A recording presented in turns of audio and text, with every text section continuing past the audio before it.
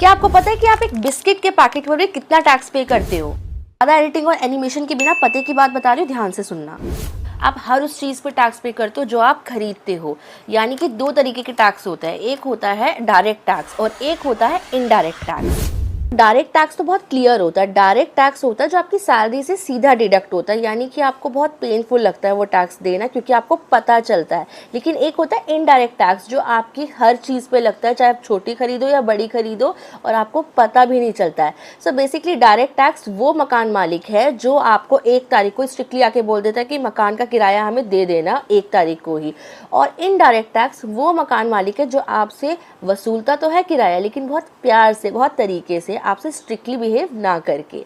यानी कि आप जब अपनी मर्जी से चाहे तब दे सकते हैं, क्योंकि आप जब सामान खरीदेंगे तभी तो आप टैक्स देंगे। सो बेसिकली गवर्नमेंट का कहना बहुत क्लियर है कि हम टैक्स तो आपसे निकाल लेंगे, एक हम बता के निकालेंगे और एक बिना बताए।